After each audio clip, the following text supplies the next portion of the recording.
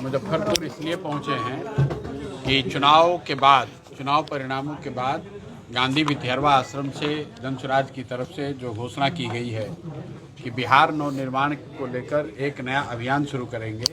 लेकिन बिहार नवनिर्माण का अभियान शुरू हो उसके लिए ज़रूरी है कि जनसुराज के सभी साथी जो जनसुराज विचार से जुड़े हुए लोग हैं, संगठन के साथी हैं, उनसे राय विचार कर लिया जाए और संगठन को फिर से, चूँकि संगठन को भंग कर दिया गया था, तो संगठन को फिर से पुनर्गठित किया जाए ताकि जब बिहार नवनिर्माण अभियान हम लोग शुरू करें तो उसमें जनसुराज के जो साथी हैं वो पूरी ताकत से लगें, बिहार की जनता के साथ खड़े हों और जिन मुद्दों पर हम लोग ये अभियान करना चाहते हैं उसमें सभी साथियों का सहयोग मिले। इस बार चुनाव में क्या सबक मिला जनसुराज को, क्या आगे की रणनीति रहेगी?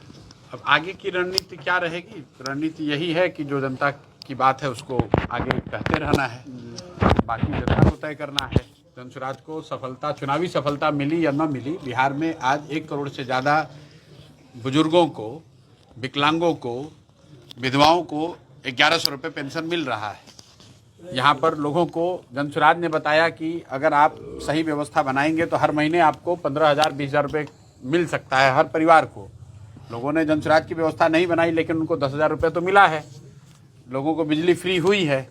तो जो बात जनसुराज पहले से बता रहा है कि अगर लोकतंत्र मजबूत होगा, जनता के सामने विकल्प होगा तो जनता का फायदा होना ही होना है, चाहे जनसुराज को फायदा हो या किसी दूसरे दल को फायदा हो। तो हम लोग जनता के सामने जो विकल्प रखा है हम लोगों ने उसको लेकर आगे बढ़ेंगे। जनता को ये बताएंगे कि 10,000 रुपये लेकर अगर आपने वोट दिया तो वो तो एक दिन आपको मिला, काम खत्म हो गया।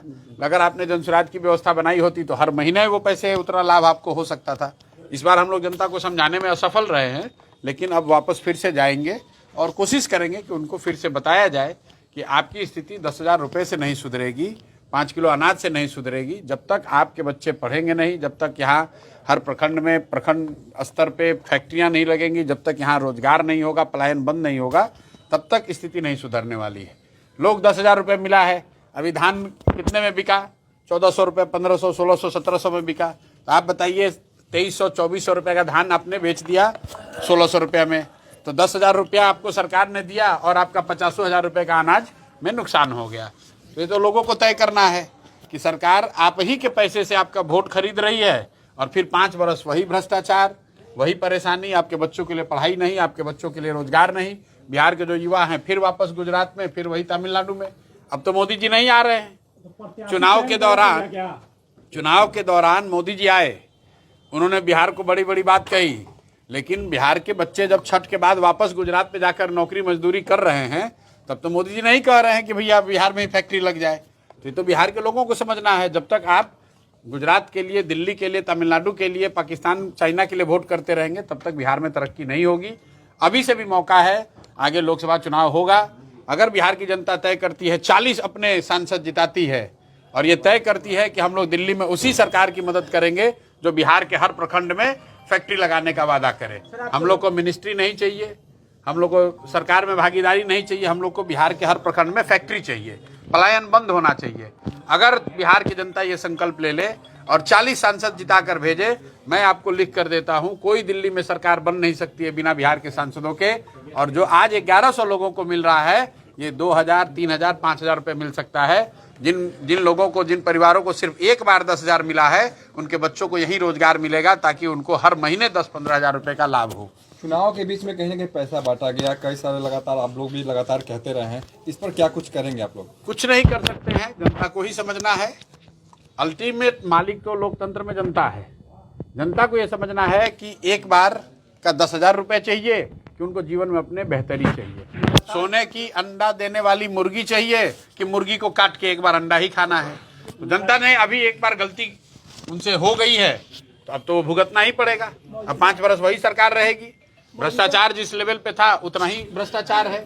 लगातार पद यात्रा कर अपने लोगों को समझाया था कि अपने बच्चों के लिए वोट करें। क्या लगता है आप समझा नहीं पाए? नहीं समझा पाए, बिल्कुल सही बात है। पुरानी जमी हुई काई है। 30-40 बरस से लोग एक ही तरीके से वोट देते आए हैं, लेकिन लोगों ने बात को सुना, समझा, तभी तो सरकार ने डर से आपको 1,100 रुपये पेंशन दिया। अगर जनसुराज ने ये बात नहीं कही होती, अगर हम लोगों ने इतना बड़ा प्रयास नहीं किया होता, तो आज से चुनाव से पहले कभी एनडीए की सरकार ने 400 रुपये का पेंशन बढ़ाया था? क्या बिजली में मुफ्त हुई थी? क्या आपको 10,000 रुपये चुनाव के समय मिला था? ये पहली बार इसलिए मिला क्योंकि आप जनसुराज के रैलियों में आए, आप जनसुराज की ताकत दिखी। अगर लोगों ने जनसुराज की सरकार बना दी होती तब तो उनका जीवन ही बदल गया होता। लेकिन तेजस्वी यादव भी करते हैं कि उनका जो भाई देखिए, ऐसा है कि कहने को हर पार्टी कह सकती है, जनता को भी ये मालूम है कि तेजस्वी यादव के लिए खाली एनडीए को इतना ही कहना है कि ये लोग आएंगे तो जंगल राज आ जाएगा। उसके लिए पेंशन बढ़ाने की जरूरत नहीं है, रोजगार की बात करने की जरूरत नहीं है। तेजस्वी यादव भ्रष्टाचार पर बात करेंगे तो मैं पहले भी कहता रहा हूं कि तेजस्वी यादव का भ्रष्टाचार पर बात करना ऐसे है जैसे शेर कह रहा है कि सबको शाकाहारी होना चाहिए। ये तो संभव नहीं है, कोई भरोसा करेगा। आप आरोप लगा रहे थे और आपने कहा था कि सरकार में अगर वापसी मंत्री के तौर पे उनकी होगी तो फिर से हम कहीं ना कहीं काम करेंगे। बिल्कुल करेंगे, बिल्कुल करेंगे, बिल्कुल करेंगे। जिन लोगों पर भी भ्रष्टाचार का आरोप लगा है, अभी तो जनता ने उन्हीं को जिता दिया। तो जो लोग ये कह रहे हैं कि फिर से आंदोलन कीजिए, बिल्कुल आंदोलन किया जाएगा। लेकिन जो भ्रष्टाचार के मुद्दे जनता के सामने रखे गए, जनता ने फिर उनको 1-1 लाख 1.5 लाख वोट दिया है, तो भाई अभी तो वही रहेंगे मंत्री। हम आप मालिक तो जनता है, हम तो अपनी बात रख सकते हैं। लेकिन अगर आप भ्रष्ट मंत्रियों को जिताकर भेजेंगे, भ्रष्ट नेताओं को जिताकर भेजेंगे, तो फिर आप ही तो देख रहे हैं कि रोज रेप और मर्डर हो रहा है बिहार में। अभी मुजफ्फरपुर में लोग बता रहे हैं कि छोटे बच्चे गायब हो रहे हैं, बहुत बड़ी समस्या है। तो आप अगर गलत लोगों को चुनाव करके भेजेंगे तो पंचायत में, ब्लॉक में, अंचल में क्या भ्रष्टाचार खत्म हो गया और बढ़ गया है? तो आपने गलत लोगों को जिताया, अब गलत ही भुगतना पड़ेगा। बहुत सारी जनता कह रही है कि के दलदल में नहीं फंसना है। चुनाव तो दल का आधार पे ही होंगे ना, दलदल में फंसिए ना फंसिए। जो लोकतंत्र है, जो बिहार, विपक्ष की भूमिका कैसे देखते हैं सड़क से? जो देश में व्यवस्था है उसमें तो दलगत ही चुनाव है। विपक्ष की भूमिका कैसे देखते हैं सड़क से? भैया ऐसा है, चुनाव में जनता सिर्फ सरकार का चयन नहीं करती है, जनता सबकी भूमिका तय करती है। उन्होंने एनडीए की भूमिका तय की है कि उनको सरकार चलाना है, राजद वालों को बताया है कि सदन में तुमको विपक्ष रहना है, और जनसुराज को बताया है कि आपको समाज में अभी मिलकर और काम करना है, लोगों को और जागरूक करना है, अपने संगठन को मजबूत करना है। तो जो जनता ने आदेश दिया है वो काम करेंगे।